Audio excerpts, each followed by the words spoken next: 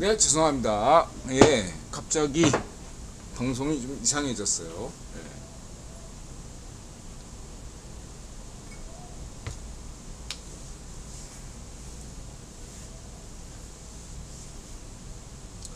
예. 1분만 쉬겠습니다. 손님이래. 구독자분들 들어올 때까지 좀 기다렸다 하겠습니다.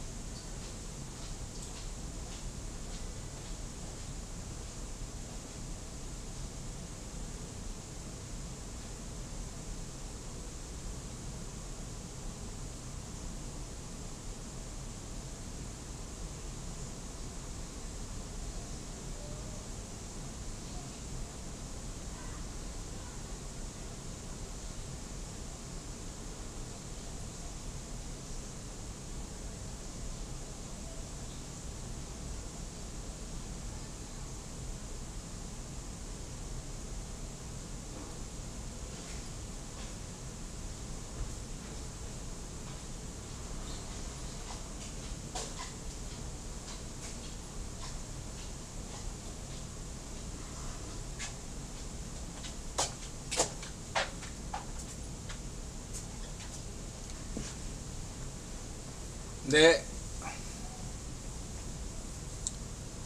예, 닥서님 어서 오세요. 예, 시작하겠습니다.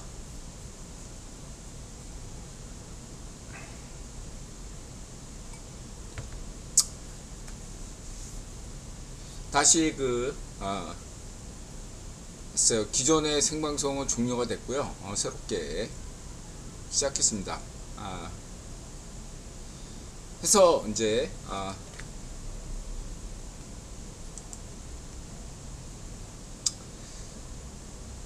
계속 하겠습니다. 유가 설명하려니까 이렇게 됐네. 그러니까 유가는 골드만삭스 리포트가 제일 중요하다. 이것이 10년 된 인드라의 일관된 지표 주장이고요. 그리고 80달러에서 100달러 사이에서 움직일 것이다. 이렇게 이야기한 바 있죠. 그 점을 말씀드리고 싶고, 그 다음에 이제 강달러이기 때문에 만약에 이 달러와 유가는 어떤 역비례 관계가 있어요. 105달러를 넘게 되면 유가가 100달러를 돌파하기가 힘들어요. 그래서 지금 105달러 강달러가 됐기 때문에 유가가 약간의 약세를 보일 수가 있습니다. 그러나 현재 기준점은 90달러, 그러니까 달러 인덱스상 105고 유가는 100이다. 100이라 아니라 90이다. 이게 한 3개월 동안 지속될 것이라고 저는 전망하고 있습니다. 이 정도만 말씀드리고 넘어가겠습니다. 그 다음에 이제 골드만삭스 리포트, 대머리들이 다 CEO야. 그다음 미국채 10년물, 저는 이제 재고순환 지표를 중시하기 때문에 2년물하고 3년물을 또 이렇게 저는 개인적으로 보고 있습니다. 그리고 요즘 MLF 뭐라 그러지? 갑자기 하는데 미국 1개월짜리 요것도 중시합니다. 요거는 단타 치시는 분들, 초단타 치시는 분들에게 흥미로운 관점이 될 수 있다 라고 할 수 있겠습니다. 4.3을 넘었다는 게 지금 4.5인데 최고점을 찍었다고 볼 수 있어요. 제가 개인적으로 제 입장에서는 이게 추석 한 10월 초까지, 10월 15일까지는 10월 15일까지 좀 떨어져야 된다. 이 국채 금리가, 미국 국채 금리가 저는 좀 약간 하락을 했다가 다시 반등하는 모양새를 갖출 것으로 저는 전망합니다. 영국 국채 50년짜리 찍었죠. 지난번에 말씀드렸습니다. 한국 국채 상황, 한국도 10년물이 4% 찍었는데, 여러분 분명히 인드라가 지난 방송에서 강조했지만, 외교왕 성렬영을 믿으시면 됩니다. 그렇게 인드라 아주 쉽게 얘기하죠. 지금 지명이면 한국 채권 10% 넘습니다. 외환위기 와요. 농담이 아닙니다. 이것만 기억하시면 되고, 그리고 이제 이게 한국의 20년간 차트예요. 20년간 차트 외환위기 때 굉장히 높았죠. 줄어들었다가 문전비 때 바쪽 놓으면 한국 최초 파쇼 정권 때 다시 올랐죠. 요걸 유념하셔야 됩니다. 2005년 기준. 그리고 이명박 박근혜 정부 때 뚝 떨어졌다가, 그쵸? 문전비 때 또 올랐죠. 이걸 기억하셔야 됩니다. 자유좌파 김대중 정부 때 한국 채권이 떨어졌다가 10년물이 문전비 바쪽 놓으면 한국 최초의 파쇼 정권이었던 좌파쇼 이완용만도 못했던 쓰레기 때문에 올렸다가 다시 내려왔다가, 그 다음에 상극위원회에서 박근혜 대통령 탄핵을 결정한 시점부터 잠시 올랐다가, 이렇게 이 채권의 흐름을 여러분들이 이해하셔야 됩니다. 그래서 여기까지 올렸죠. 이게 지금 성렬영 정부의 시점이 2005년도 채권 흐름하고 같아. 딱 여기 요 시점이에요. 요걸 이해하셔야 됩니다.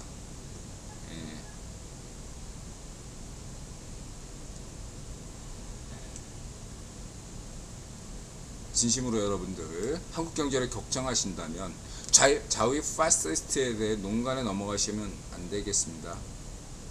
한국 경제를 걱정한 척하는 모든 작자들은, 유튜브에서 등장한 애들은 다 생판 헛똑똑이들, 경제 깡무식한 놈들입니다. 미네르바만도 못하는 쓰레기들이 지금 한국 유튜브에서 경제 헛똑똑이들로 여러분들 호도하고 있어요. 사기치고 있는 겁니다. 사기치고 있어요. 여러분 걱정하지 마세요. 외환위기 안 옵니다. 그리고 한미 통화 수합은 한시적이기 때문에 지금 안 하고 있지 않냐, 종료가 되지 않았냐. 한미 통화 수합에 준하는 시스템이 이미 구축돼 있어요. 물론 일본처럼 미일 상시적 통화 수합을 인드라 늘 강조해 왔죠. 그렇게 해야 된다고. 근데 그렇게 안 되더라도 통화 수합에 준하는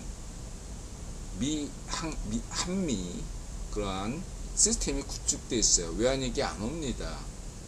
여러 가지.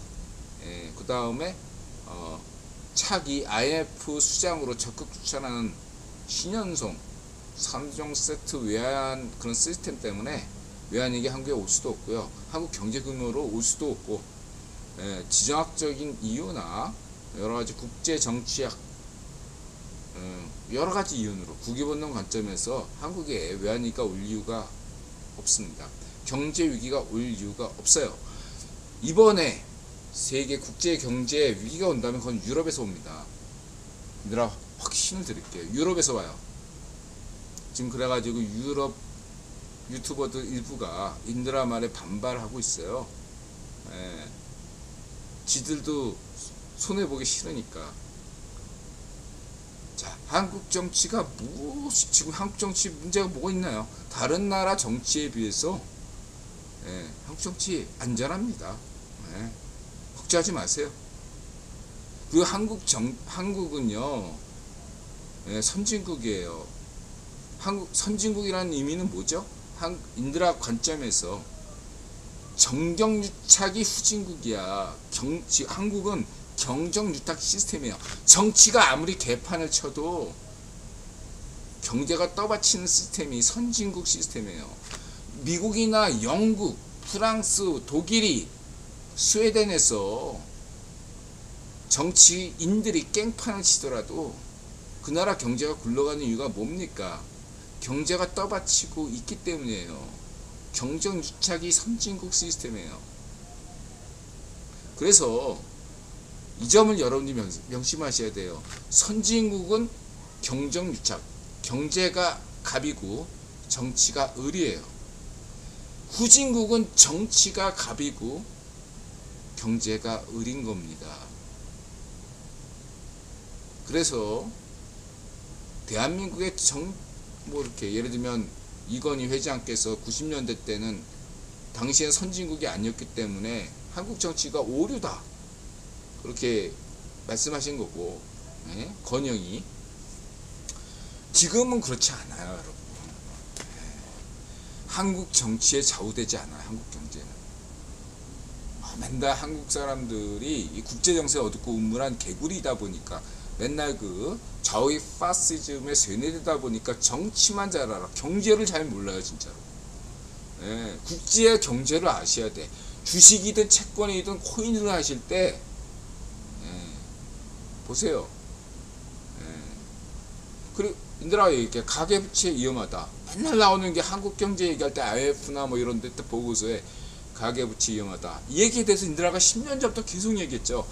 가계부채, 한국의 가계부채는 어떤 나라보다 안전하다. 이렇게 강조했습니다. 무슨 근거로 그렇게 해? 10년 전부터 한국 가계부, 그러니까 이거는 인들아 수메르 경제사론에서 강조했잖아요. 부채, 그러니까 그 이자에, 그러니까 뭐죠? 그 대출에는 두 종류가 있어요. 하나는 사업 대출이 있고 다른 하나는 생계형 대출이 있습니다. 이게 수메르 시대 때부터 구분이 돼 있어요. 인들아 수메르 경제사론을 강조하잖아요. 무려 5천년 전부터, 아니 뭐 엄밀하게 하면 4천년부터라고 해야 되겠죠. 4천년부터 수메르 경제에서부터 두 가지가 뚜렷하게 구분되어 있습니다. 다시 말해서 사업 대출은 안전한 대출이에요. 이자율이 상대적으로 저렴할 수가 있죠. 삼성전자를 예를 기억하시면 되겠습니다. 이자율이 왜 낮은가? 안전하니까. 미국 국채처럼. 반면에 생계형 대출은 위험한 투자입니다. 대부분 그 대출을 회수하지 못해요. 그럼 이 생계형 대출은 어디서 나왔는가? 사업용 대출에서 나온 겁니다. 사업용 대출에서 영감을 받아서 나름대로 도시국가가 어느 정도 그 자금을 모았다가 푸는 거죠. 그것은 수메르 이래로 조선시대 때도 똑같았어요. 그렇죠? 그래서 보릿고개 때, 국률기 때 자금을 대출해 준다. 대부분 못 갚죠. 그러니까 막 노예가 되고 여러 가지가 되는 거죠. 그리고 이걸 또 여러 가지 기득권자들이 짱구로 돌려가지고 더 헤쳐먹는 그런 일도 있지만, 기본적으로 생계형 대출은 하이 리스크 하이 리턴 대부분 못 갚아요. 근데 사업용 대출은 오히려 가장 좋아하죠. 이게 유통자본의 힘이에요. 사업 대출이. 그 점을 잊지 마시기 바랍니다. 그럼 한국의 가계대출은 핵심이 뭐다? 인들아 한국 가계대출의 특징을 다시 한번 여러분들에게 말씀드립니다. 첫 번째, 서구와 한국, 일본은 달라요. 왜 다르냐? 만약에 대출이 문제가 된다. 그러면은 서구의 그 대출받은 채무자들은 별로 책임이 없어요. 은행이 다 책임져야 돼. 시스템이 그래요. 근데 한국과 일본은 어떻죠? 예, 다 개인 탓이야. 막 여러분들 뭐 대출 받을 때 도장 빵빵빵빵빵 있잖아. 그게 뭔지 알아요? 예, 보증인 제도 막 이런 거 다 해가지고 은행이 손해 안 봐. 은행이 뱅크런이 날 수가 없는 구조예요. 물론 예, 한국 그 서브 모기지처럼 좀 규모가 딸리는 애들은 얼마든지 망할 수가 있어요. 근데 그건 정상적인 겁니다. 얘들은 늘 강조하잖아. 예, 지금 그 AI 시대를 맞이해서 은행 구조 개혁, 구조 혁신, 그리고 한국의 은행들이 메가 은행이 탄생이 된다. 이게 늘 강조하는 것도 있다는 거 잊지 마시기 바라고요. 어쨌든 간에 뱅크런이 일어날 수 없는 구조예요. 일본은행이나 한국은행, 시중은행은. 여러분들이 시중 4대 시중은행에 돈을 맡겼다, 예금했다, 걱정할 필요가 없어요. 그리고 어지간한 제2금융도 걱정할 필요가 없어요. 단 문전비 반쪽 놓으면 애들이 똥 탄 거, 부산저축은행 같은 거, 예? 막 지방 시골 아파트에 막 그렇게 막 대출해 준 거 있잖아요. 요런 은행들 있잖아. 예. 문전비 때 막 대출 많이 해주는 은행, 요런 거 조심하셔야 돼요. 아시겠습니까? 그런 은행은 망해도 싸. 인들아 강조했잖아. 문전비와 예? 반쪽 놓으면 좌이파쇼와 연계된 은행들은 망해도 싸다. 문전비 좌이파쇼와 반쪽 놓으면 한국 최초 파쇼 정권과 똥탄 기업가 은행은 망하는 것이 한국 경제에 이롭다. 그걸 천번만번 강조드렸습니다. 쌍방울. 새마을금고 같은 경우는요, 이름만 새마을금고지 이거 조심 좀 하셔야 되는데 걱정하실 게 아니라 이거는 새마을금고는 인들아 볼 때 큰 걱정 안 하셔도 됩니다. 이거 건들면 안 되기 때문에. 이게 이제 이름만 새마을이고 약간 이게 똥탄 게 있어요. 그래서 이 좀 이렇게 새마을금고 구조가 뭐 약간 협동조합 뭐 이런 구조 비슷하게 돼 있기 때문에 이거를 좀 이렇게 성렬형 정부 때 구조 혁신이 진행되고 그래야 돼요. 당분간은 새마을금고가 그 좀비 은행처럼 움직일 수밖에 없겠다라고 저는 보는데,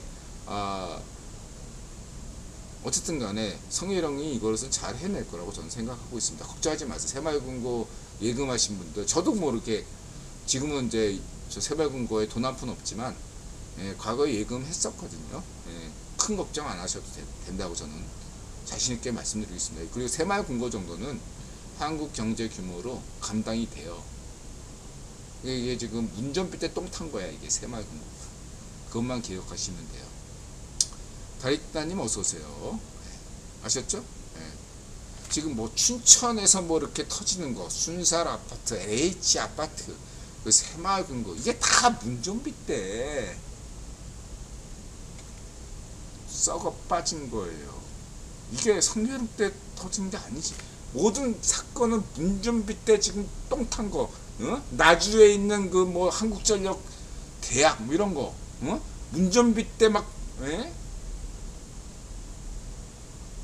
지속 가능하지 않은 그런 것들이 지금 다 터지고 있는 거라고 보시면 되겠습니다. 그걸 지금 수습하는 거예요.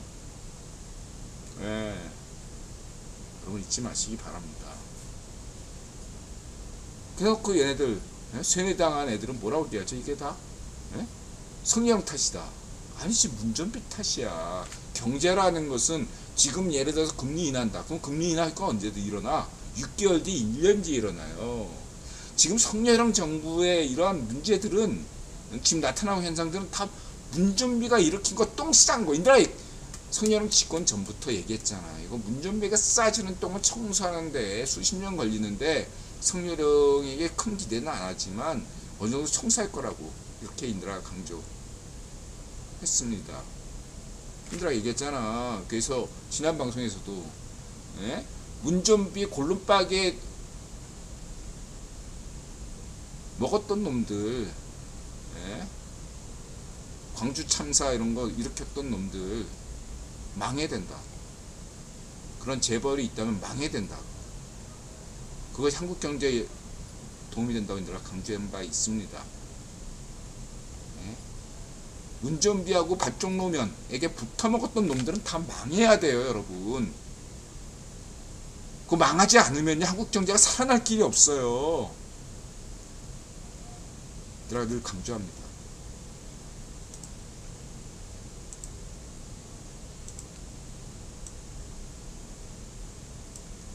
예를 들어서 사회주의 페럼 때 붙어 먹었던 놈들 있잖아. 비리, 마스크니 뭐니 무슨 여러가지로 사회주의 페럼 때 헤쳐 먹었던 놈들이 얼마나 많아요.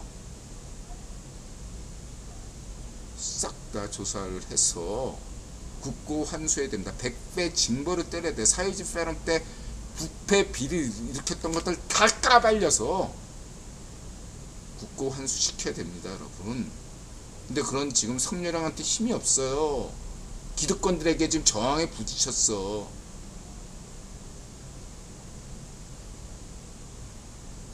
기득권들을 타파해야 됩니다, 여러분. 좌우의 파시오 기득권을 타파하셔야 돼요.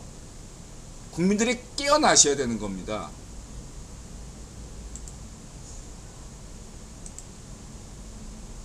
정경련 해체해야 됩니다.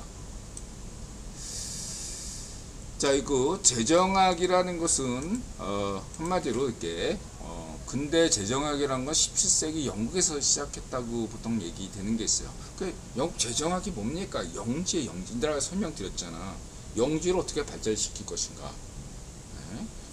거기 뭐 대체 소설에 많이 나오잖아. 판타지 소설에 영주 소설. 네. 뭐 경제 어려운 거 없어요. 개인주의와 통화주의 어려운 거 없습니다. 케인주의는 뭐죠? 예. 일단 애들한테 막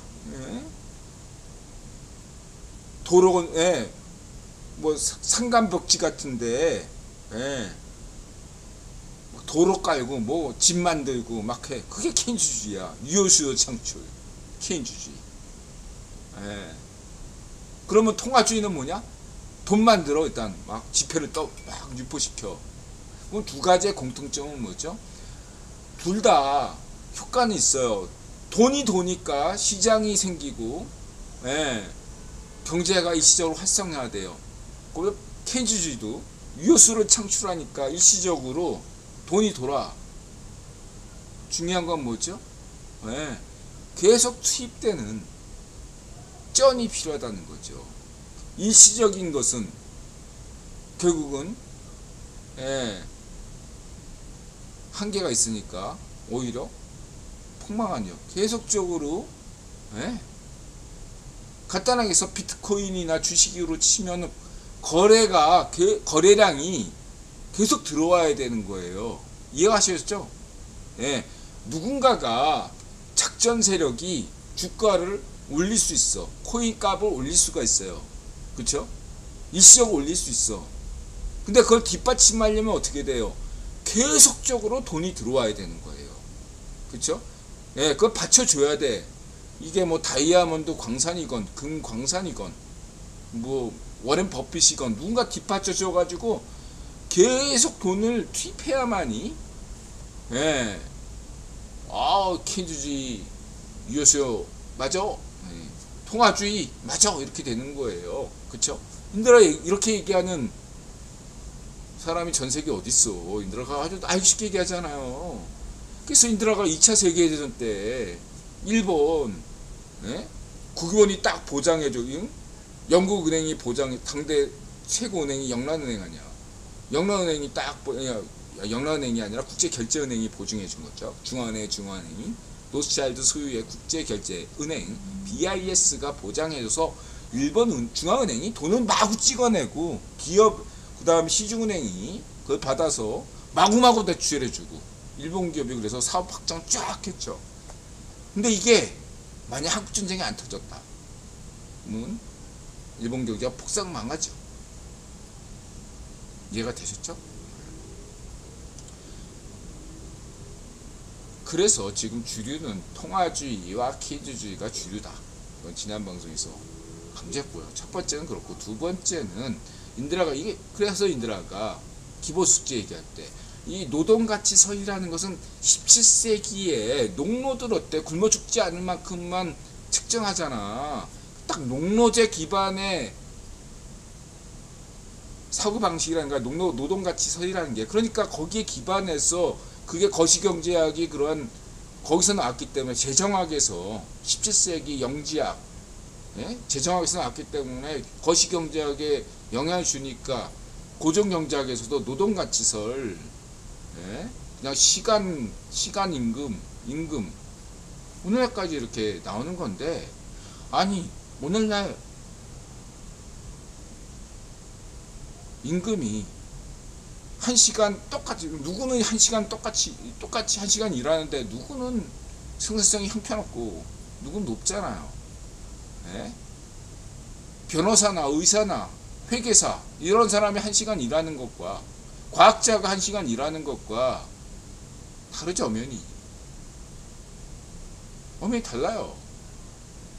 근데 그걸 농노적 기준으로 다 쓴다? 왜냐면 농노는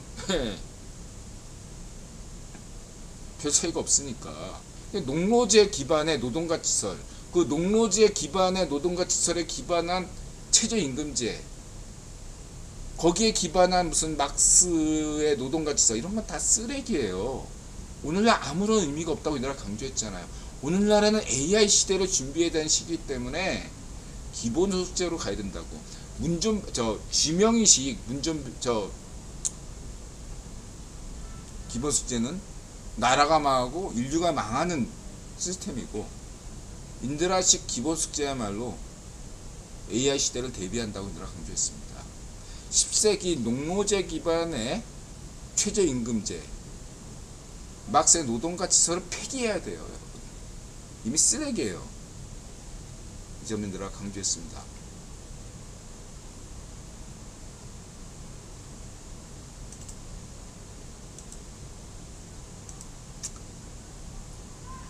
그렇게 말씀드리고, 그래서 이제 가계부채에서 첫 번째는 서구은행과 한국과 일본은행이 다르다. 시스템이. 뱅크런 없다. 그 다음에 이제 가계부채는 사업용과 생계형이 다르다. 그걸 얘기했고요. 마지막으로는 어떤 얘기를 하고 싶냐면, 가계부채가 늘어나는 것은 그거 절대량으로 따질 것이 아니다. 다른 거죠. 가계부채 증가율이 문제다. 빈부격차 증가율이 빈부격차는 점점 커질 수밖에 없어요. 절대적으로 보면 중요한 거는 빈부격차 증가율을 최소화시키는 게 문제인 거죠. 빈부격차가 커지더라도 전 문제가 없다고 생각하는 사람입니다. 수치상으로, 데이터상으로 보면은 빈부격차가 커진다, 문제가 있는 거 아니냐 라고 여길 수가 있어요. 근데 실질적으로 부를 가진 그러한 사람들이 그 사람 돈이 아니에요. 개인이 쓸만한 돈은, 워렌 버핏이 돈 많아. 근데 워렌 버핏은 그 돈을 어떻게 하죠? 인류를 위해서 쓰고 있다, 이렇게 생각하시면 돼요. 구기본 관점에서 생각하시면 돼요. 그게 개인에게 집중돼 있다 라고 여길 수 있어요. 자, 생각해 봅시다. 워렌 버핏에게 세계의 부가 집중되는 게 좋은가? 아니면 반쪽 노면이나 운전비나 쥐명이나 위파쇼 푸딩이나 맥공 시파르나 반쪽 정원에게 부가 집중되는 게 좋은가? 이것만 생각하시면 됩니다.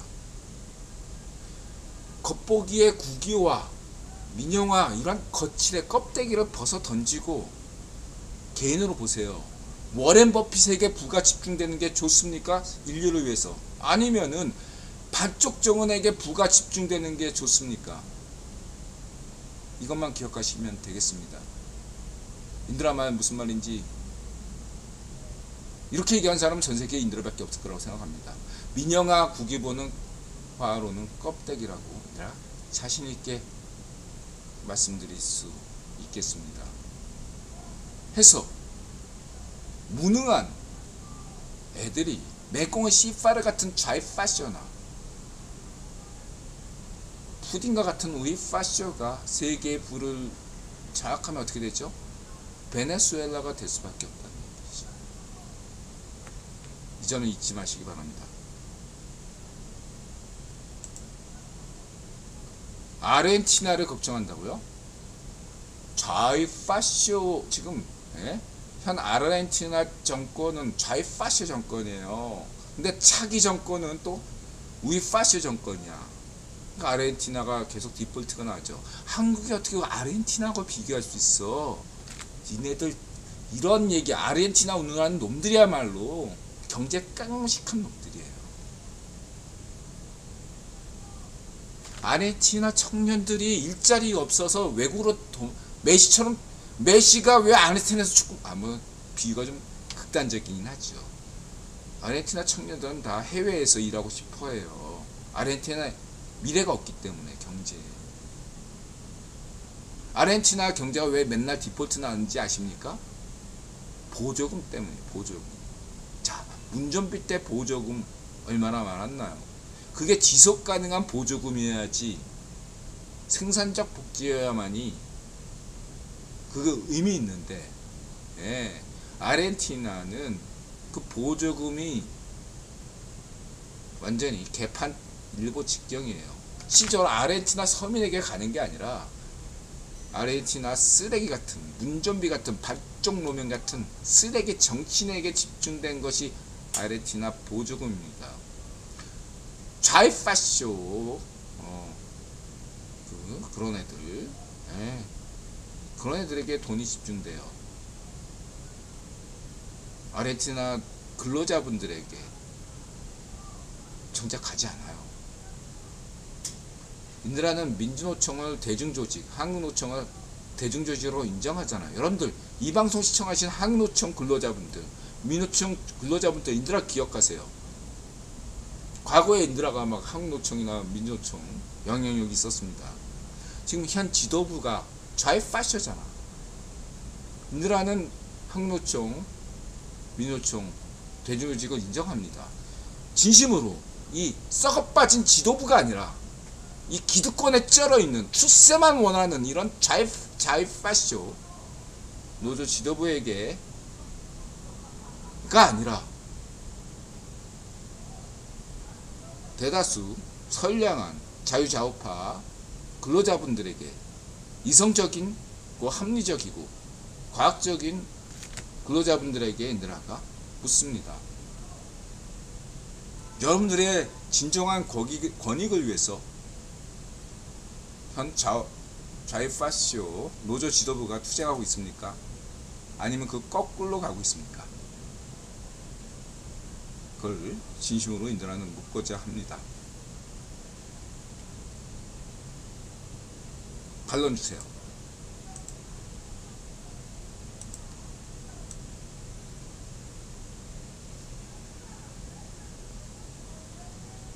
그래서 재정토론, 주자 기축통화, 포퓰리즘이라는 얘기 많이 했죠.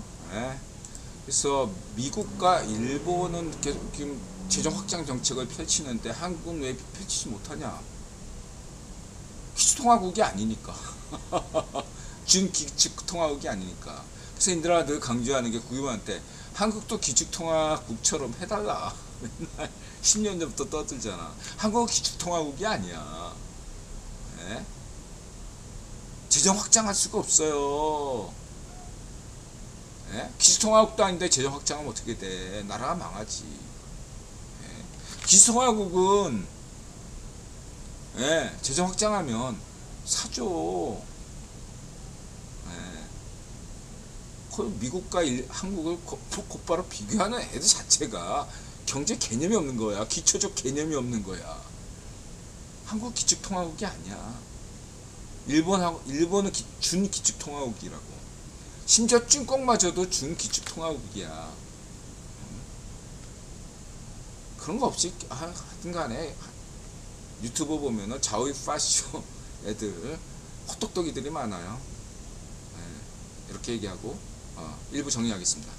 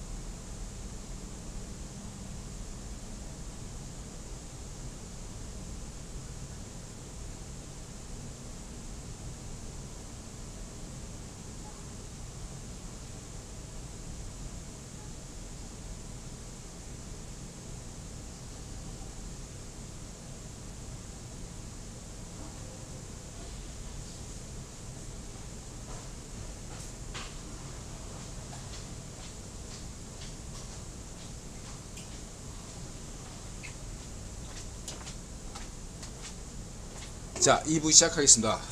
1부 요약 간단하게 한 줄로 요약할게요. 미국 경제 잘 나가잖아. 자, 미국 정치가 얼마나 지금, 예? 보세요. 예. 럼프, 예. 비리, 여러 가지 문제 많죠. 이든영도 그 헌터 바이든 문제 있잖아. 예. 미국 정치가 그렇게, 예. 뭐 깨끗합니까?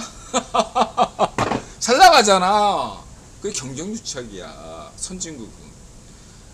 인들아 독일이나 프랑스, 영국 따로 언급하지 않겠습니까? 유럽 정치가 그렇게 깨끗해? 정치 상관없어. 선진국은 정치인들이 아무리 깽판쳐도 굴러가는 게 유럽 경제야. 후진국은 그 반대죠.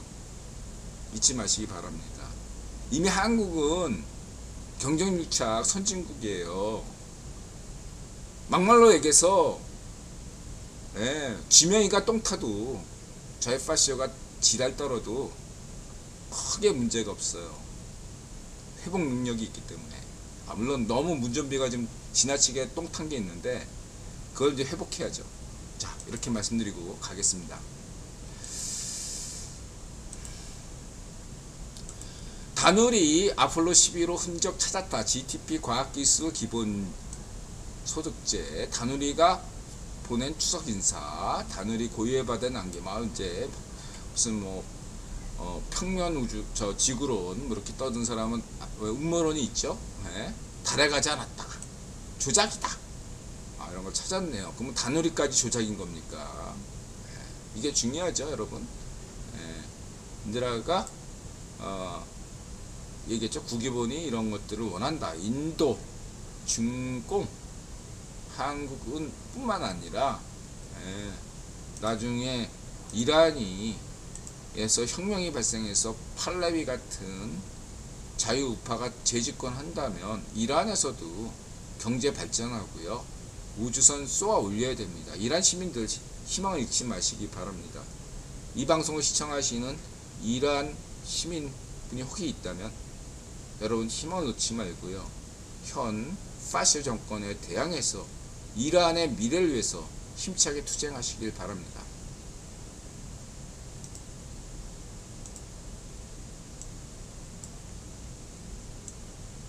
오픈 AI가 드디어 멀티모달을 전면에 내걸었습니다. 2주에 걸쳐 일부 유료 결제 고객에 성공한 뒤 유료 고객 전부에게 오픈할 예정이라고 합니다. 그래서 인드라 의견과 달리 좀 더 빨리 오지 않겠냐, 좋은 의견을 주셨어요. 제 의견을 말씀드리면 님의 의견을 존중하는데요. 이 과학기술 발전에는 투자가 유통자본, 인드라 구별론 관점에서 제일 중요하죠. 그래서 타이밍이 있다고 보지 않을 수 없습니다. 어쨌든 올해 전반기 상반기에는 이 오픈 AI가 어떤 AI 열풍을 일으켰잖아요. 그래서 죽었던 나스닥을 살렸죠. 이제 상반기에 살렸는데 하반기가 돼서 열기가 좀 떨어진 면이 있어요. 네, 그럼 불가피하다고 할 수 있겠습니다. 열기가 100% 올랐다면 지금 한 50% 혹은 피보나치로 따지면 좀 깔아앉은 상황이에요.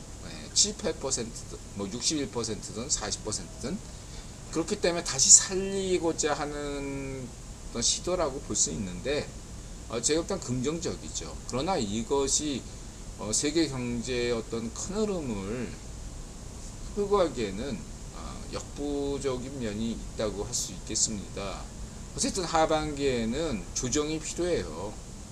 어쨌든 왜냐하면 2024년부터 시작하는 반도체 사이클, AI 사이클, 세계 경제 사이클에 보자면은 올 겨울은 좀 조정이 필요하고, 비트코인이든 주식이든 뭐든 골이 깊어야 산이 높잖아요. 올겨울을 넘어가고 이렇게 가는데 너무 깊으면 안 되잖아. 그러니까 이걸 미리 이렇게 예, 내놨다고 보고, 저는 그냥 제 기조를 여전히 유지하겠습니다. AI, 멀티모달 뭐 이런 거. 그리고 이렇게 유료 결제잖아요. 예, 상반기 때 AI 그 오픈 AI처럼 범용, 그러니까 공개를 해야 돼요. 이런 게 유료 결제인 것들은 뭐랄까 이제 선공개죠. 예. 그래서 본격화돼야 된다. 이런 것들, 그러니까 예? 한마디로 이렇게 입력을 뭐 텍스트만 아니라 그 이미지나 목소리로도 입력이 가능하다. 예? 그러면은 된다. 이게 제가 볼 때는 이것도 매우 놀라운 기술이지만 구글이나 지금 이런 오픈 AI가 지금 하고 있죠. 높이 평가하지만 이것이 사람들에게 충격을 주려면 저는 한 1년은 더 기다려야 된다, 이렇게 보고 있습니다. 본격적인 것은 제가 생각하기에 2025년에서 2027년 요 사이에 뭔가 혁신적인 것이 나온다 라고 저는 보고 있고요. 그때 아마 오픈 AI가 가져온 충격 이상의 어떤 새로운 것이 나올 것으로 저는 보고 있습니다. 그렇기 때문에 여전히 저는 생체 메모리나 그 여러가지 7G 이러한 관련 기술들이, 그 다음에 그 IBM하고 삼성전자 이런 어떤 하드웨어 반도체 발전, 이런 것들이 병행해야 된다. 이런 것들을 말씀드리고자 합니다. 핵융합 그렇고요. 그러나 이제 지금 그쪽 분야에서 일하시는 분들 불안할 수 있죠. 투자가 막히면 어떨까 하는데, 지금은 약간의 재고순환 지수에서 보자면은 겨울이에요. 이제 겨울에 접어든 거예요. 그래서 아무리 못 잡아도 6개월만 참으시면 돼. 6개월만 참으시면 다시 그냥 스카우트 하려고 그냥 몸부림칠 겁니다. 걱정하지 마세요. 이렇게 말씀드리고 싶고요. 그 다음에 CFR 2주의 자유, 김길성 베네수엘라 깽단 감옥에서 비트코인 장비로 채굴, 아약스 훌리건 항쟁, 캐나다 말고 한국을 선택, 웨스트저널 하나, 국군의 나 시가 행진, 외교 정치 안보. 일단은 훌리건, 네덜란드 아약스 팬리그 13위 성적 부진과 구단 비리에 분노해서 난동을 일으켰죠. 유럽에서 흔하지는 않지만 1년에 한 번꼴로 일어나는 훌리건 난동이에요. 뭐 무슨 독일에서도 함부르크 뭐 강등되니까 난리 친 적도 있고, 뭐 프랑스에서도 있었고요. 대부분 이제 1부 리그에서 2부 리그로 강등될 때 그냥 원래 그냥 쭉 2부 리그나 3부 리그였던 친구들이 떨어지면 이렇게 크게 실망을 안 하는데, 함부르크처럼 명분인 팀들이 막 이렇게 강등하면 난리가 나거든요. 근데 이제 이게 지금 경제 사정과 맞물리면서 유럽 경제가 좀 어렵거든요. 겸사겸사해서 이런 것들이 터진다라고 볼 수 있겠습니다. 성적 관리를 잘 하셔야겠습니다. 이태리도 예외가 아니겠죠. 부오나세바가 이태리에서 가이드하다 보니까 또 볼로나 이렇게 딱 이렇게 이태리아 지방, 특히 그 음식 같은 거 소개하는 거, 한국적 시선에서 한국인들이 좋아할 만한 컨셉으로 이태리 그 세리에 시즌권 사서 하네요. 이런 게 의리죠. 부오나세바. 그 다음에 알자지라에서 베네수엘라 그 마두로 파시조 정권이 감옥을 급습했어요. 중남미 국가에서 상당수 감옥들이 교도소가 그 마피아에게 장악돼 있다라는 게 사실 소문처럼 있었는데 사실로 드러난 거죠. 한마디로 베네수엘라 마피아들이 베네수엘라 교도소를 다른 데도 아니고 교도소를 자신들의 본부로 쓰고 있었다는 겁니다. 공권력이 전혀 미치지 못하고 있어요. 실제로 베네수엘라 카라카스에서는 공권력이 미치지 않는 빈민지역 있잖아요. 거기는 베네수엘라 경찰이 못 들어가요. 그래서 이제 그런 것까지는 알고 있었는데 서마서마했는데 본부로 썼다 이거예요. 심지어 감옥에서 베네수엘라 교도에서 비트코인 채굴 장비까지 가져와서 채굴하고 있었다는 겁니다. 이게 굉장히 흥미로운 소식입니다. 상징적인 뉴스라고 생각합니다. 물론 두목들은 다 도망갔죠. 잡범만 잡혔어요. 쫄따구들만 잡혔어. 미리 전화 줬나? 베네수엘라 마두로 자이파쇼가 윗선에서 지령받아가지고 너네 습격하니까 도망가. 그래서 도망간 거. 그래서 이 추석에 임해서 비트코인 시세가 좀 있을 거라고 생각합니다. 잠시만요. 네, 여보세요? 다 먹어도 돼.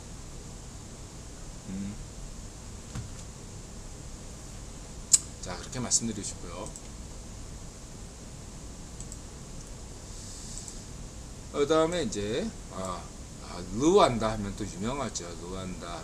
루안다 대통령이 지금 새마을운동 열심히 하고 싶다. 또 박진이 잘하고 있어요. 박진 외무장관이 거의 잠을 안 자고 정말 잘하고 있습니다. 정말 높이 평가합니다. 박진 외무장관. 현정은 PAO. 루안다는 날씨가 참 좋은 편입니다. 숨은 데서 이렇게 일하시는 분들이 한국 경제를 움직이고 있다고 보시면 되겠습니다. 좌익 파쇼들이 뭘 합니까? 국제 정세에 대해서 무식하죠. 몰라요. 애들이 뭘 알아요. 그 다음에 북한 자유주의가는 평양에서 강제 북송 반대, 이주의 자유. 김길선 누님 절대 되돌아오지 마라. 이주의 자유.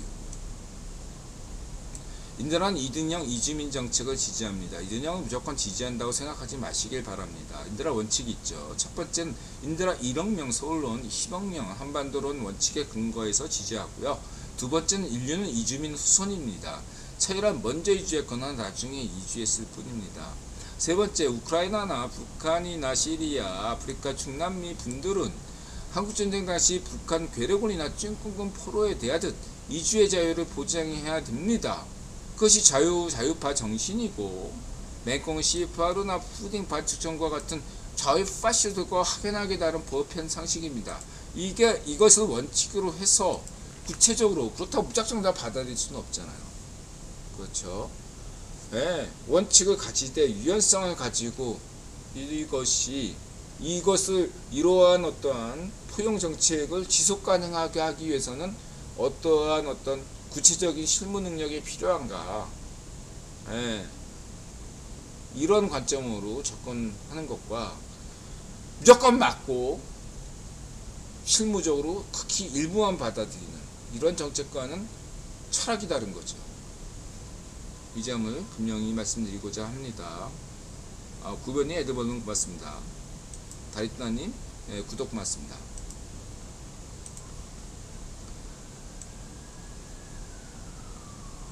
그래서 CFR에서 얘기했고요. 참고하시고. 다음에 이제 캐나다에서 살래? 한국에서 살래? 요런 얘기 있죠? 자, 여러분 집값. 한국 집값 비싸다고 맨날 주구장창 떠드는 애들 해외에서 살아본 적이 없는 애들이에요. 영국 런던, 파리, 프랑스 파리, 일본 도쿄, 미국 뉴욕, 캐나다 도시 월세가 어떤지 아십니까? 청년이 돈을 벌려면 서울에 와서 벌어야 돼요. 월세 개념으로 따지면 한국이 싸. 한국은 월세보다 더 좋은 전세계 선진국 중 유일한 제도가 있기 때문이죠. 월세를 안 내도 돼. 전세 제도죠. 선진국에 전세계에 없는 전세 제도 때문에 청년들이 한국에서 생활할 수가 있어요. 그리고 한국의 이 전세 제도를 조금 더 공공 개념으로 확대된 것이 뭐 반값 아파트 이런 개념이에요. 다른 나라는요, 파리든 런던이든 도쿄든 뉴욕이든 월세가 장난이 아닙니다. 집값이 단순히 비쌉니다.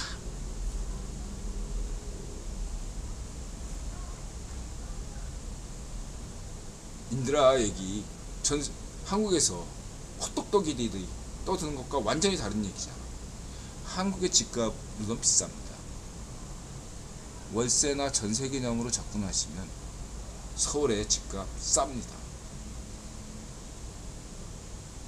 종합적으로 고르셔야 됩니다. 가계부채 이런 데이터를 어떻게 보냐.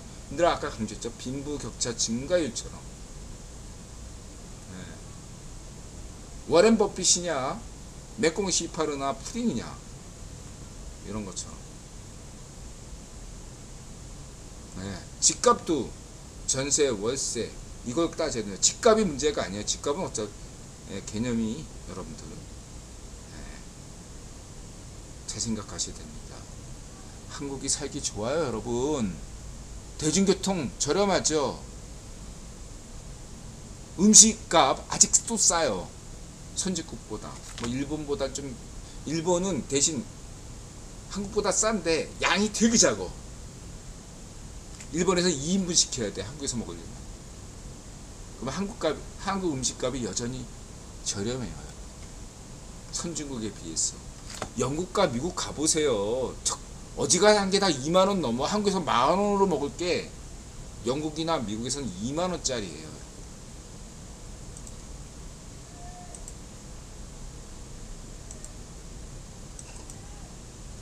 그리고 무엇보다 의료, 무상의료?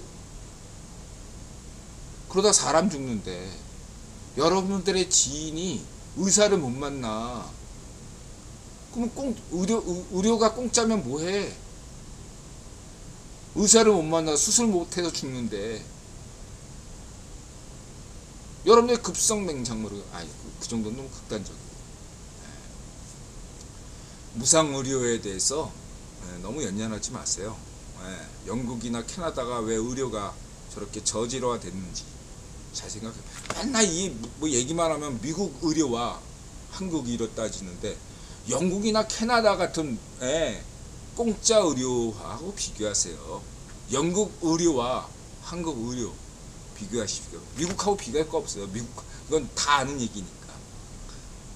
영국 의료와 한국 의료를 비교하시기 바랍니다. 여러분들은 복 받은 줄 아셔야 돼요. 다만 이제 문제가 되는 건 교육 부분에 대해서는 인더라도 비판적이죠. 이 교육 문제에 대해서는 생각할 점이 많습니다. 이 점에 대해서는 인더라 78대 22로 항상 접근하고 있죠. 무조건 창교육이 난 게 아닙니다. 안교육이 무조건 나쁜 것도 아니고요. 이거기에 대해서는 인드라가 소신이 있지만 이번에서 중요한 게 아니니까 생략하겠습니다.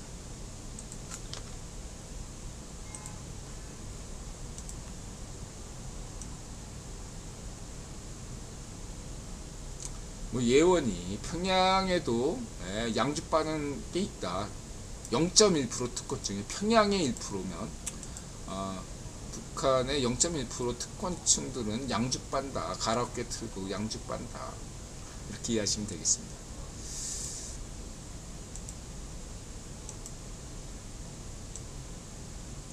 그 다음에 우리 우크라이나 젤렌스키 대통령이 코미디언 출신인데 난 몰랐어요. 그 부인께서는 작가였군요.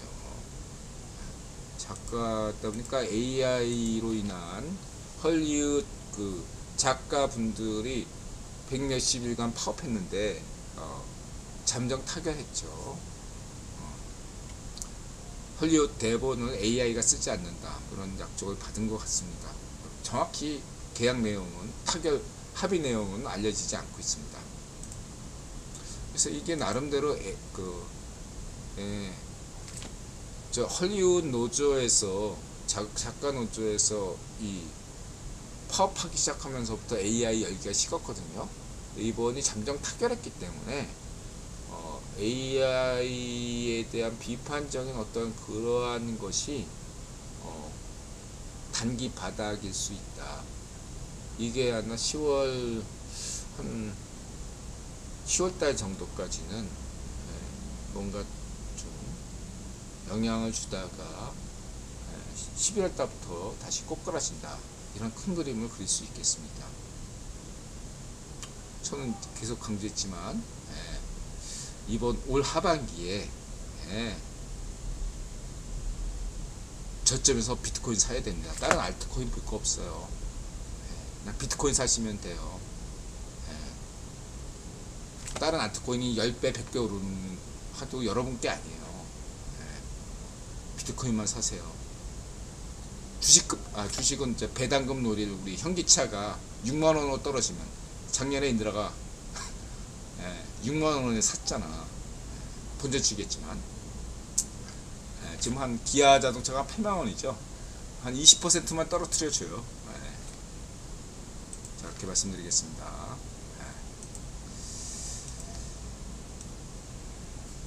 국군의 날, 이거 좋아요.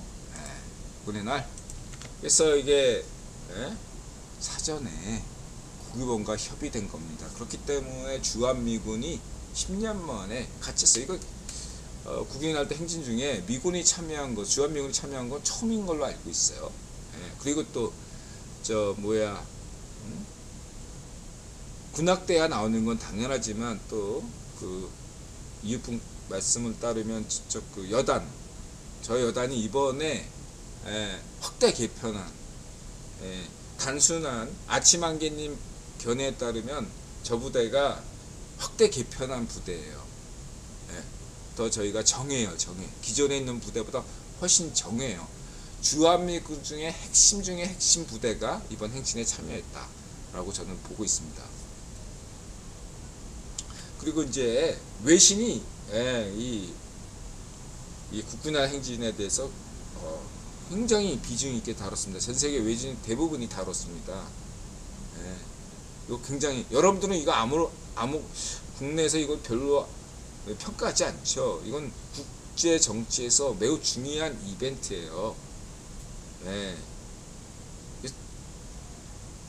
크게 두 가지로 나눌 수가 있겠죠. 하나는 이제 저쪽에 약간 편향된, 좌우익 파시에게 편향된 애들은 이 냉전적 관점에서 파악하는데, 이런 인드라 같은 대항공 시대, 이런 자유우파, 자유좌파 쪽 언론들은 이번에 한국에서 제대로 방산업체를 키울 비전을 가지고 국군의 날을 키우구나, 이렇게 파악하고 있죠.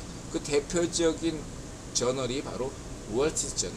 우크라이나 걔 누구야, 프리고진에 대해서 가장 특종을 냈던 저널이 월스트리트저널이거든요. 이 방산업체 보도와 관련된 건 월스트리트저널이 가장 정통하다고 볼 수 있겠습니다. 그런 면에서 월스트리트저널이 국군의 날 일주일 전에 하나업체에 직접 방문해서 한국 업체, 방산업체 현황을 소개한 동영상이 있는 것입니다. 그래서 한국 전차가 폴란드에 팔렸다. 한국의 그럼 재래식 무기 발전은 왜 이렇게 발달했냐? 그리고 한국 재래식 무기의 이런 발전 동의는 무엇이고, 경쟁력은 무엇인가? 이게 심층 분석을 한 것이 월스트리트저널 보도이겠습니다. 그래서 이 국군의 날 행사를 보고서 감동받아서 주문이 쏟아질 수 있겠습니다. 인도 저널에서는 한 질문자가 이렇게 얘기하더라고요. 한국에서 만들면 무조건 다 삼성이나 현다이로 알고 있는데 아니다. 한화라는 게 있다. 한국에 삼성과 현대만 있는 게 아니죠. 삼성공화국은 옛날 말이에요. 한국은 이제 삼성도 있고 현대도 있고 LG도 있고 한화도 있습니다. 한화가 육해공 방산의 대표 회사가 됐습니다. 조선업부터 시작해가지고 이러한 전차, 다누리, 항공까지 책임지는 그런 대표 기업이 됐습니다. 성렬형은 서울 출신이지만 원적이 충청도잖아요. 한화는 충청도 기업입니다.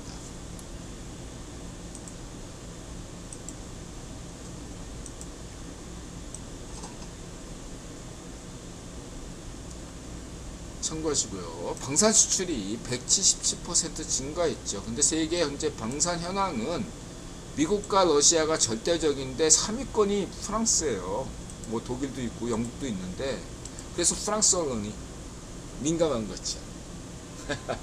아시겠습니까? 그 틈새 시장을 여태까지 프랑스나 독일이 노렸는데 영국이 근데 미국이나 러시아는 그쪽은 제쳐놓고 한국의 제품이 영국이나 프랑스나 독일 거보다 나으면 일대 변화가 불가피하겠죠. 그리고 한국의 이러한 방산 능력이 뛰어나면 어떻게 돼요? 한국은 G8에 들어갈 수밖에 없어요. 나토 회원국이 돼야 돼. 만약에 한국이 지금처럼 나토 회원국이 아니거나 G7이 아니면 문제가 심각해져요. 한국은 이런 엄청난 방산 수출국이다. 이건 다른 말로 어떤 거냐면 한국이 BTS, 블랙핑크, K-팝, 소프트파워 보유국이기 때문에 한국의 안전보장이 지켜지듯이 한국의 한화가 이러한 역량을 보이면 한국의 안보 능력이 향상돼요. 삼성전자, 반도체와 현기차, 자동차가 세상에서 인정받을수록 한국의 안보가 보장이 되는 겁니다. 무엇보다 가장 선행하는 것은 한미 동맹인 거죠.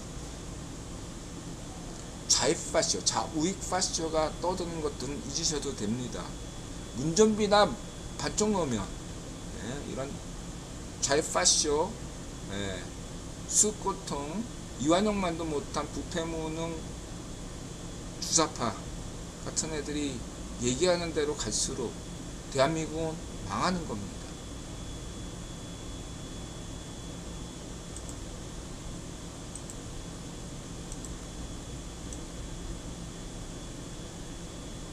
이렇게 보시면 되고,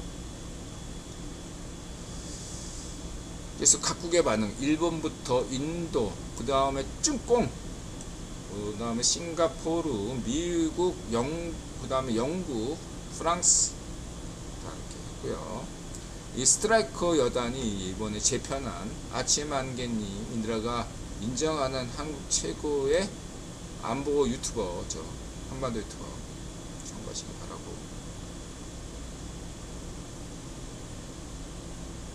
나 이런듬이 군바리하고 결혼해요. 아니 한국 여자들도 군바리 때 거무신 거꾸로 신는데 우리 아들은 군대 있는데 애인도 없는데 야 누구는 또 하네요. 다들 인드라 라떼 시절에 군인들이 군바리가 탈영하는 이유의 거의 90%가 뭔지 아십니까?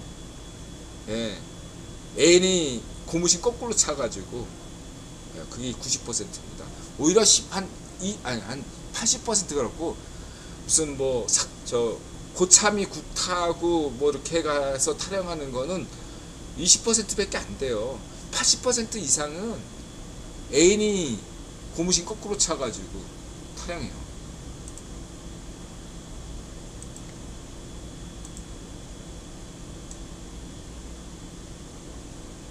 뭐 이거는 저 찐꽁 찌라시 사이닝 사우스 차이나 모닝 포스트 냉전 시각이죠. 그 알자지라 입장도 참고하시기 바랍니다. 여기 그 우산 노란 우산 쓰는 애는 이런 게 좌이파시의 입장이죠. 그 다음에 우크라이나송, 이 또 행진하면 또 우리 우크라이나 대통령 젤렌스키와 노래가 또 죽이죠. 지명이 구속영장이 기각됐습니다. 한동훈, 그 다음에 김진 비상의원체. 저는 이렇게 생각합니다. 분명히 얘기했죠. 지명이가 지금 당장 구속되면 안 된다고, 잘 버텨줘야 된다고 얘기했습니다. 추석 직전에 우리는 그런 얘기예요. 어떤 정치적 사안에서 냉정함을 유지해야 됩니다. 부메랑 효과가 분명히 있어요. 그런 면에서 지명이가 추석 전에 구속당하는 거는 이렇게 국익에 보탬이 되지 않습니다. 오히려. 그리고 지금 보통 여당이 되면, 미국도 그렇잖아요. 중간선거 때가 아무리 훌륭한 대통령도 중간선거 때가 어려워요. 총선 때 중요한 것은 총선 때 성희롱을 지지한 분들이 성희롱을 지지하고, 총선 때 대선 때 인드라처럼 성희롱을 이게 투표하지 않는 사람마저도 국힘에게 투표할 수 있는, 해야만이 그 총선에서 이길 수 있는 거거든요. 그랬을 때 안이하게 있으면 안 되겠죠. 위기를 느껴야 돼. 위기의식을. 그러기 위해서는 이번 결정은 국회의원 선거팀 알파독의 현명한 결정이라고 저는 생각합니다. 해서 주명이의 그 판사 자체가, 전 판사 논하지 않겠습니다. 판사 자체가 좀 이력 딱 보면 알잖아요. 그런 건 여러분들 다 아시는 거겠지만, 중요한 거는 여러분 추석 때 입소문으로 간다 이거예요. 지명이가 죄가 없어? 5천만, 심지어 지명이 지지하는 애들도 속으로는 다 알아. 지명이가 죄가 있다는 걸. 근데 장깨를 부려서 영장이 기각됐어. 그러면은 어떤 입장이 되겠습니까?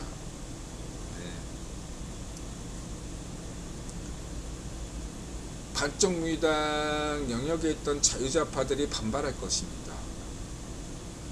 계속 지명이 꼴을 못 보니까 국힘 지지자들, 그 다음에 국힘을 외에 무슨 우익파쇼들도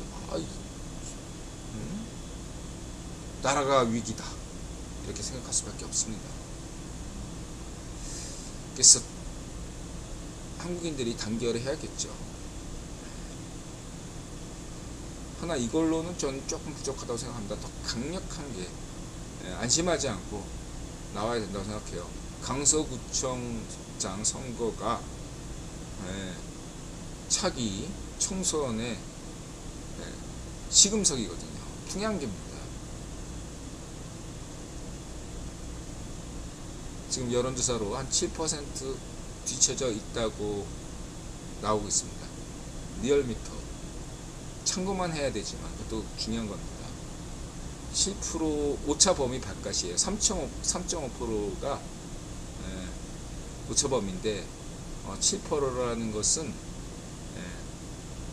이건 많이 노력해야 된다라고 할 수 있겠습니다. 비상한 각오로 안이한 생각 접어들고, 내부의 어떠한 국힘 내부의 투쟁, 내부 정쟁을 중지하고 외적에 맞서 싸운 그런 선조들의 지혜를 발휘해서 일단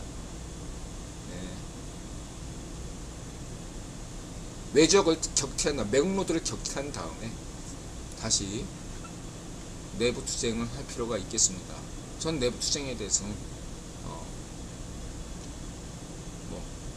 누가 이기든 상관없어요. 매국노들만 격퇴하면 되겠습니다. 반쪽 외국노, 부패무능 수꼴통, 이완용만도 못한 수꼴통들을 격퇴하고 난 다음에 자신들의 비전을 펼쳐주시기 바랍니다. 단결할 필요가 있습니다. 한국 시민들은 단결하셔야 돼요.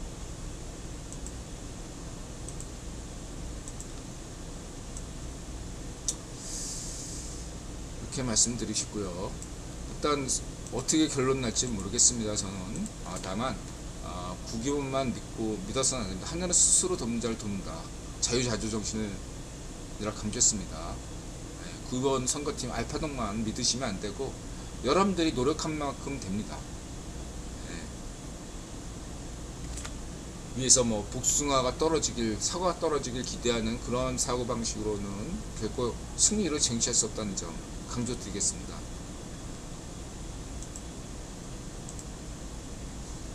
이든영 잘하고 있고요. 그 다음에 이제 인드라가 아람코, 이 아람코가 또 선전도까지 하네요. 이렇게 아람코 선전. 전 처음 봤어요. 아람코 선전. 뭐 우리 뭐 좀 요즘 열심히 하죠. 사우디, 그러니까 살만 형이 이제 배터리 공장까지 좀 해달라 그러고 머스크 한테 하는데, 머스크는 저 사우디가 근데 경쟁업체죠.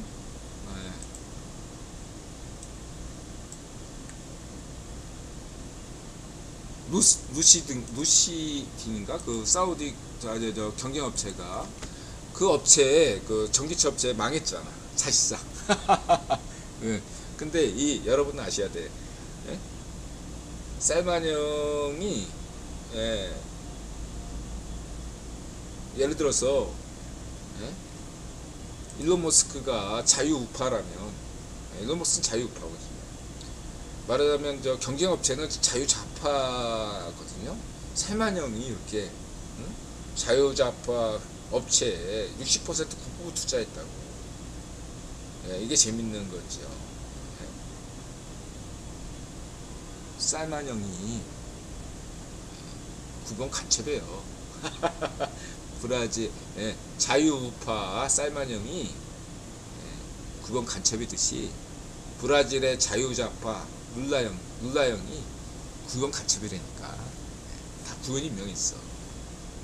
이렇게 보시면 돼요.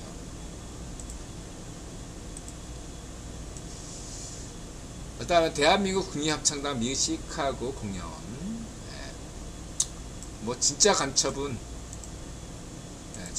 뭐죠? 발적정은 누가 임명했어? 국가 임명했거든. 보시면 되고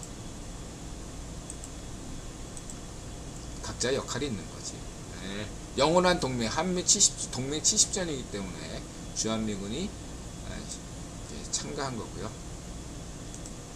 자, 11시 10분 1분 쉬었다가 이제 마지막으로 3부 손흥민 얘기 하겠습니다.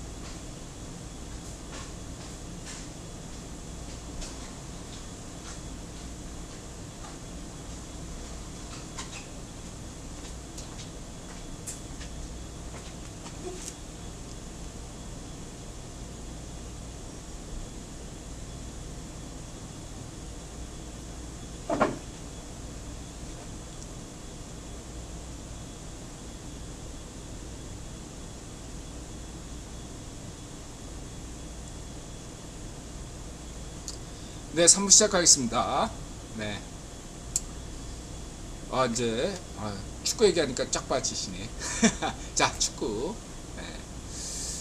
토트넘 대 리버풀 리뷰. 포스 감독 선발 교체를 지지하는 이유. 앙리가 썼나 수치가 아스널 팬 평가. 토트넘은 이길 자격이 있었다. 이겨서 이성모 놀라운 논란. 종교 사회 문화 역사. 한 달 전부터 인들하는 아스널 리버풀전이 포스 감독 진정한 시험대가 될 것으로 보고 있습니다. 아로치카 득점왕이 뭐예요?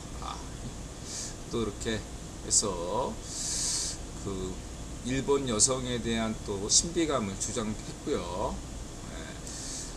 리버풀전이 홈경기인데 경기력과 잠재력을 보면 현재 인들아 볼 때 맨시티가 여전히 우승 후보 1순위고 그 다음에 리버풀이다.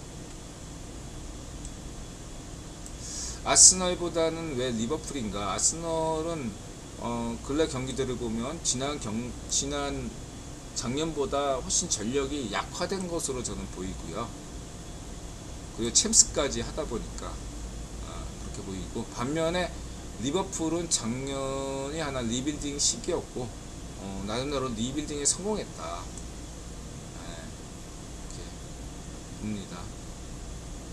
이 바디.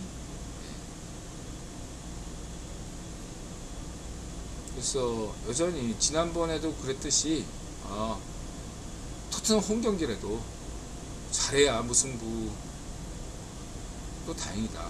근데 중요한 거는 우리 포스 감독이 자신의 축구, 상대가 강팀이라도 물러서지 않고 자신의 경기를 펼칠 수 있느냐, 경기력이 중요하다고 생각했습니다. 토트넘은 계속 지금 이전보다 더 나은 경기력을 보여주고 있고요. 리버풀도 마찬가지예요. 그래서 두 팀 다 지금 성장하는 팀입니다. 이 성장하는 팀들끼리의 경기이기 때문에 빅게임입니다. 빅게임.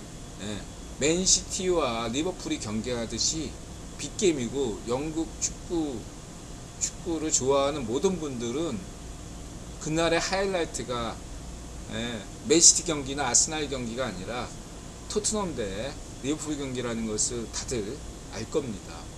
더 흥미로운 것이 포스 감독이 과거에 리버풀 팬이었다는 것, 그 다음에 클럽 감독은 손흥민 팬이라는 것, 재미있죠. 리버풀에서 현 구성에서 손흥민만 거기에 껴있으면 리버풀이 챔스 먹어요. 챔스 우승합니다. 손흥민이 없어. 마네 대신에 손흥민이 들어가야 되는 게 클럽의 꿈입니다, 여러분. 농담이 아니에요. 진심이에요. 작년 리그에서도, 작년 경기에서도 리버풀 경기 전에 경기장에서 연습하잖아요. 리버풀 선수도 안 보고 진영 넘어와가지고 손흥민이 연습하는 거 그거만 흐뭇하게 바라보세요. 아버지 느낌이야, 완전 흐뭇하게. 클럽이 손흥민 되게 좋아합니다. 진짜로 좋아해요. 개개인 플래싱의 활용점정 이거든요. 제가 볼 때 그렇게 보시면 되고요. 그래도 어렵다. 지금 객관적으로는 누구나가 슈퍼컴퓨터든 어떤 전문가든 리버풀 우세다. 아무래도 토트넘 홈경기라도 이렇게 내고 저도 그래요. 하지만 중요한 게 인드라 얘기했죠. 과거에 인드라 히딩크를 지지했을 때처럼 5대0으로 지더라도 인드라는 포스 감독을 지지할 준비가 돼 있다. 아스날에서 보여준 경기력만큼만 보여준다면 됩니다. 5대0으로 져도 돼. 당장의 성적은 중요하지 않아요.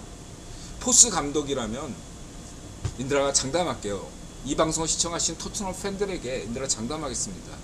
토트넘에게 우승을 가져다 줄 감독이에요. 근데 이 포스 감독은 처음에 레비의 선택이 아니었어요. 이도저도 안 되니까 엘리케든 무슨 포체티노든 다 거절하니까 맨 마지막에 선택된 감독이 포스 감독이에요. 저는 레비를 지지합니다. 이게 운이에요. 시대 운이에요. 제가 볼 땐 이 포스 감독에는 능력도 있지만 시대 운도 따르고 있어요. 그리고 이 포스 감독의 지도자 생활을 보면 항상 초기에는 어려웠어요. 자신의 공격 축구를 이해를 못하기 때문에 다들 항상 이 포스 감독이 들어간 팀들은 항상 리빌딩 과정 중에 있는 팀들이었어요. 그래서 그 리빌딩을 이겨내기 위해서는 초반부에 작년에 아르테타처럼 연전연패하는 경우가 많았단 말이에요. 근데 그것을 없애고 지금 시즌 초반에도 이렇게 갈 수 있는 거는 라커룸 영향 때문이죠. 라커룸의 주장단 손흥민 덕분인 겁니다. 가장 기득권이라고 얘기할 수 있는 손흥민이 자신의 기득권을 버리니까 어때요? 잘 될 수밖에 없는 거죠. 인드라가 군대에서 내후반 개혁할 때 내가 아무리 막 용 쓴다고 해도 병장들이 말 안 들어주면 어떻게 해? 안 돼요. 내가 병장들을 휘어잡았기 때문에 내후반 개혁을 할 수 있었어요. 말하자면 손흥민이 병장이야. 병장이 말을 안 들으면 아무리 내가 내후반 반장이더라도 내후반 개혁이 됩니까? 안 돼요. 불가능합니다. 이런 관점을 가지시면 되겠습니다. 저는 해냈어요. 내후반 개혁했습니다. 내후반 반장도 아니었지. 어쨌든 그렇고요. 그런 면에서 그리고 포스 감독은 선수 시절부터 공격적인 걸 원했다. 풀백인데도 공격적인 걸 원했다 이거예요. 철학이에요. 그냥 막 요즘 공격 축구가 유행이니까 하는 게 아니라 그냥 선수 시절부터 공격 축구 탁돌이었다. 이렇게만 보시면 되겠습니다.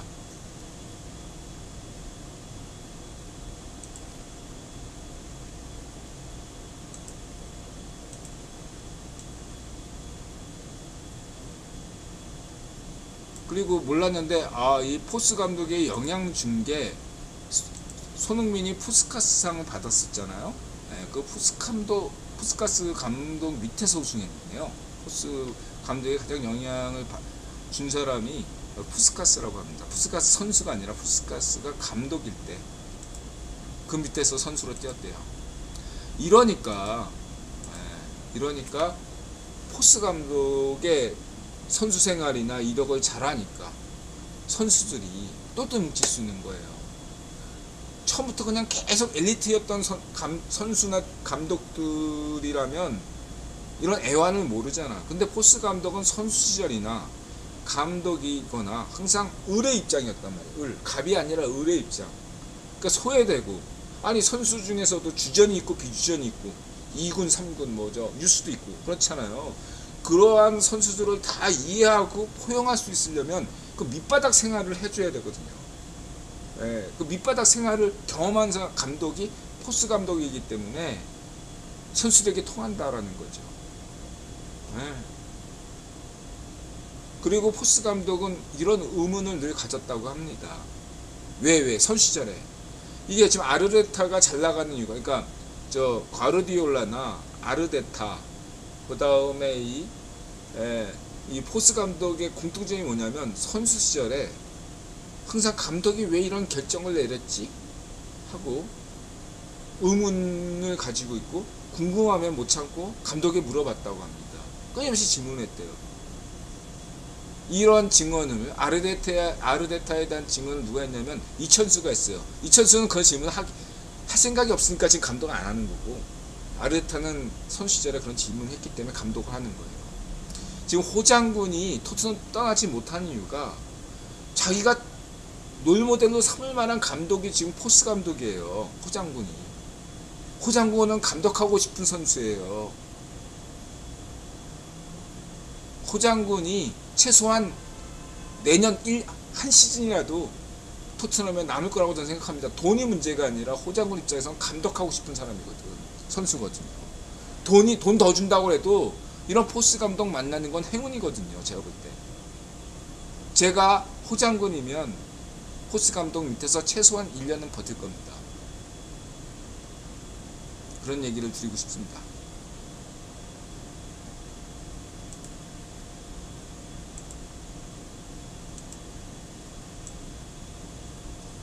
그리고 이거 손흥민 각이 없어. 그리고 이걸 침착하게 아주, 그러니까 지난번에 칩슛도 그렇고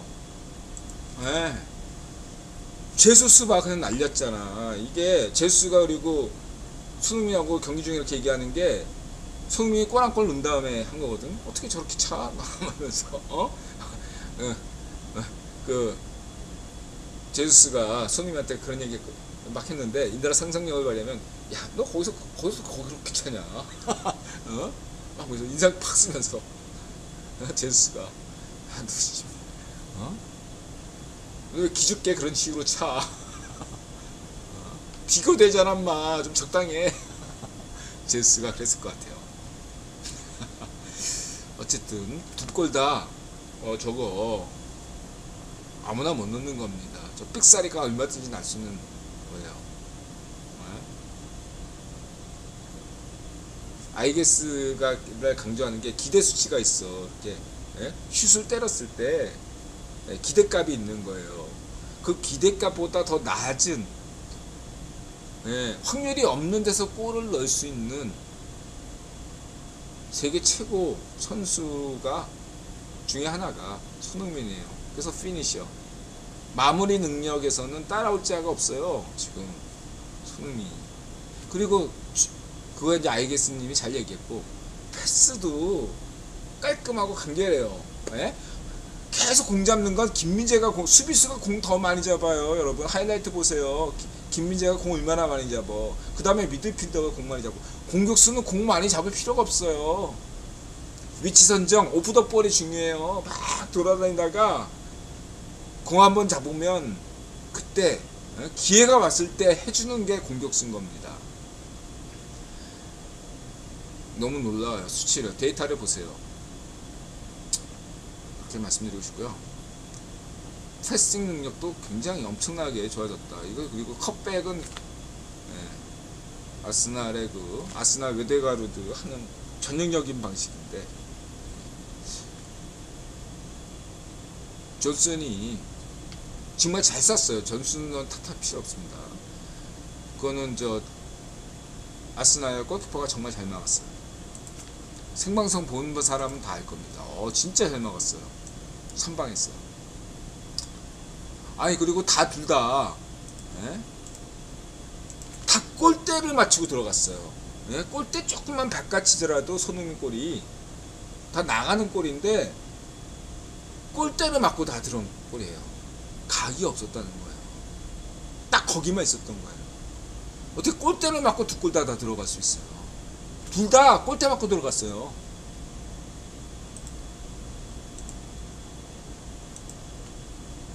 라울 알죠. 라울 한참 진짜 전성기였어요.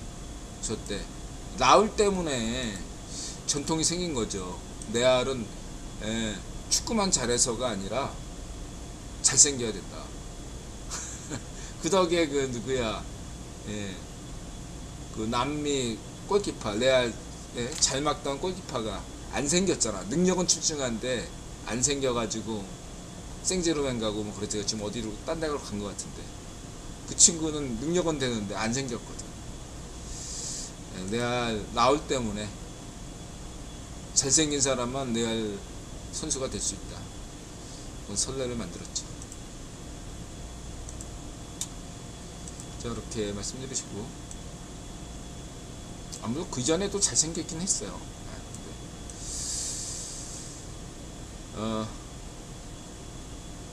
뭐 이런 저는 이들한 데이터를 중시하니까 논란, 아이게스, 이성모 이런 분들이 제가 올 때 저는 이렇게 데이터 갖고 얘기하는 사람들 존중합니다. 맨날 가짜뉴스 어쩌고 거 별로 인정 안 하고요. 뭐 골드 기자. 그 다음에 끝으로 뭐 지금 아이게스도 그런 얘기하고 몇몇 분들이 그런 얘기를 해요. 후반에 왜 손흥민 빼냐? 아니 메디스 그럼 손흥민만 뺐으면 뭐 이렇게 했는데 메디스까지 손매를 다 뺐잖아요. 이건 수비 축구 하는 거 아니냐? 부상 위험 어쩌고 하는 게 그 변명 아니냐? 맨장병 걸린 거 아니냐? 저는 그렇게 생각하지 않습니다. 그 당시 분위기가 이게 더비잖아요. 굉장히 치열했어요. 근데 조르지뉴가 메디슨한테 털리고 손흥민이 수비수 아스날 애들을 다 엿먹였잖아요. 수비수 입장에서 조르지뉴나 아스날 수비수 입장에선 같은 아스날 팬들에게 어떤 평가를 받겠습니까? 여태까지 수년 동안 지지 않았는데 만약 손흥민 때문에 또 지면, 골 한 번 더 먹히면 얘네들 총 맞을 수 있어요. 농담이 아니고. 예, 아스널 홈에서 손흥민한테 헤트트릭 기록하게 만들면, 예, 아스날 애들 총 맞을 수 있어요, 수비수들. 그럼 얘네들 입장에서 어떻게 했어요? 예, 젊은 선수들인데 획가닥 가는 거야, 정신이. 경기 끝나면 그런 생각 못 하는데 경기 중에는 획가닥 가가지고 메디슨이나 손흥민한테 무리한 태클, 이총용 생각해보세요. 선수 생명 아작나는 그런 거 할 수 있어요. 문제는 심판이 이런 것에 엄정해야 돼요. 근데 심판이 평상시에 이러한 파울에 대해서 관대한 심판이고, 또 이력이 과거에 손흥민한테 페널티킥인가 줬던 심판이 하필이면, 게다가 인드라가 웬만하면 심판의 어느 정도의 어떤 판정에 대해서는 시비 거는 사람이 아닙니다. 인드라 뭐 여태까지 축구에 대해서 얘기할 때 보세요. 심판 탓 거의 안 해요. 거의 한 적이 없습니다. 국대 경기도 월드컵 경기도 뭐든 그냥 국대 경기 안 봅니다. 근데 이번에는 아스날 12명과 싸웠다라고 저는 생각합니다. 예, 아스날의 통계로 보면요, 그 뭐 VAR 판독 뭐 이런 거 있어요. 그런 거 보면 아스날이 여태까지 보면 불리한 판정을 받은, 승점을 챙기지 못한 팀이 아스널이에요. 네, 아스널이 약간 불이익을 많이 받았어요. 통계로 보면, 제 기억상. 근데 이번은 거꾸로 됐다. 그래서 중립팬 입장에서 보면 누구나가 이번에 토트넘 아스날 경기에서는 심판이 매수당한 거 아니냐, 이런 오해를 할 수 있을 만큼 심각했고, 그래서 포스 감독도 인터뷰에서, 경기 끝나고 인터뷰에서 심판 얘기를 했던 것입니다. 딱 여기까지만 얘기하고요. 그래서 몹도 사카가 아닌, 손흥민이 아니라 사카가 받았죠. 자, 중요한 것은 인드라는 그런 흐름을 봐야 되고요. 그리고 무엇보다 중요한 게 임기응변적으로 포스 감독이 손흥민을 교체하려고 했던 게 아니고, 애초에 경기 전에 이렇게, 이미 그 이전 CFD 경기에서도 됐거든요. 전반 한 60분 내지 70분, 보통 90분에 끝나면 60분에 교체되는데, 지금 대부분 이번에도 아스날전에서도 그 추가 시간이 10분 줬잖아요. 그래서 교체 타이밍이 대체로 70분이나 80분 이때 하고 있습니다. 그래서 그 교체 타이밍을 생각하고 있었는데, 애초에 손흥민이나 메디슨더러 포스 감독은 한 70분 정도 뛸 거라고 생각하라 하고 얘기를 이미 한 거로 봐요. 그러니까 손흥민이나 메디슨이 교체될 때 별다른 제스처를 안 취했어요. 만약에 선수가 납득을 못했다면 저런 태도를 보일 수가 없어요. 이미 사전에 얘기했는데 선수들 입장에서는 안타까운 면이 있죠. 조금만 한 5분이라도 더 뛰지 않았으면 좋겠다, 이런 마음 조금 있었어요. 근데 왜 이르게 포스 감독이 조금이라도 5분 일찍 더 교체를 했냐, 그 직전에 아르테타가 선수 교체를 했습니다. 그리고 그 이전에 존슨이 이미 교체됐고, 햄스트링으로 존슨이 교체가 되지 않았다면 조금 더 시간을 둘 수 있었는데, 그 이전에 손흥민이나 메디슨에 대한 태클이나 파울이 있었고, 그리고 상대방이 아스날에서 교체가 있으니까 제수스를 뺐거든요. 그리고 네스는 신인 공격수예요. 제수스가 빠졌다는 건, 제수스가 어떤 역할을 했어요? 아스날의 전방 압박에서 역할을 많이 했습니다. 제수스가. 그래서 제수스가 전방 압박해가지고 메디슨 골을 빼가지고 결정적인 슛을 냈는데 되지 않았잖아요. 그때 메디슨 공을 뺏은 게 제수스거든요. 브라질 선수 제수스를 뺐다는 건 전방 압박이 풀렸다는 걸 의미해요. 그걸 파악하자마자 아르테타가 이제는 미들의 자원을 왕창 늘려가지고 체력전으로 밀어붙이려는 거구나. 이쪽에서도 그럼 체력전으로 가자. 원래 생각했으니까. 그래서 손흥민, 메디슨 빼고 체력전, 예? 좋은 호르비에르, 예? 그 다음에 누굽니까? 인드라식으로 표현하면 첼시, 드록바시, 우당탕탕, 예? 는 거죠. 예. 그래서 양쪽에서 부딪혔는데 후반에 경기를 주도한 건 아스날이 아닙니다. 예. 볼 점유율을 보세요. 패싱을 보십시오. 패스 성공률을 보시기 바랍니다. 데이터가 입증합니다. 예. 아스날이 전방 압박한다고 그냥 농볼 찬 게 아니라 자기 게임을 했어요. 그리고 경기를 후반으로 갈수록 주도했습니다. 그럼 마지막에 기대했던 것은 이제 히살리송한테, 예? 지난 세필드전처럼 한 번은 기회가 오거든요. 그 한 번은 성공시키면 되는 건데 히살리송은 손흥민이 아니잖아. 난 히살리송 좋아합니다. 근데 예, 손흥민이 아니잖아요. 예, 그렇습니다. 그렇다고 해서 히살리송을 탓할 것은 없습니다. 예, 단지 그냥 손흥민이 어나더 레벨일 뿐이죠. 그렇게 이해하시면 되겠습니다. 가쿠토님, 저는 계속 강조했지만 국대 경기에는 일절 관심도 없고요. 예, 인드라 방송에서 국대 경기에 대해서 예, 전 몰라요. 누가 중국이 이겼으면 좋겠어. 중국이. 예, 중국이 이기고 홍콩이 이기고, 예, 무슨 뭐 몽골이 이겼으면 좋겠습니다. 예, 예, 누가 됐든 상관없고요. 예, 저는 그렇습니다. 전 몰라요. 관심도 없고요. 보지도 않고. 네. 이해해 주세요. 네. 네. 쭈꽁이 우승했으면 좋겠습니다. 네. 쭈꽁이 우승해라. 네. 됐죠? 네. 쉽네. 자, 여기까지 말씀드리고요. 오늘 방송 마치도록 하겠습니다. 인사해 주세요. 네. 한마디씩.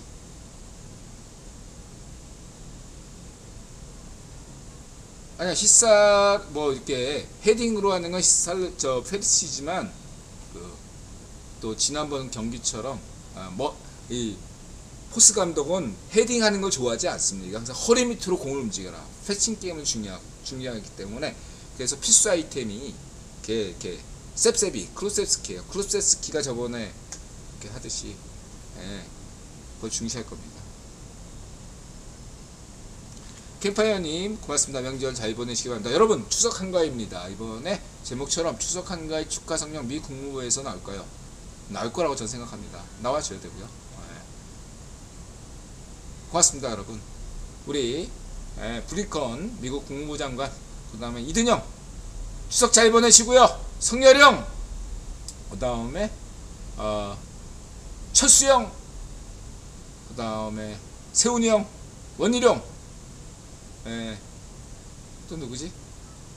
유정복, 김태우, 그 다음에 김기현, 걱정하지 마세요. 하늘은 스스로 돕는 자를 돕는다. 싸우면서 나라를 지킵시다. 고맙습니다. 인류를 지킵시다. 맞아세. 마음 열고 자세를 갖추고 세상 감사한다. 행복하시고 건강하시고 부자 되세요. 맞아세.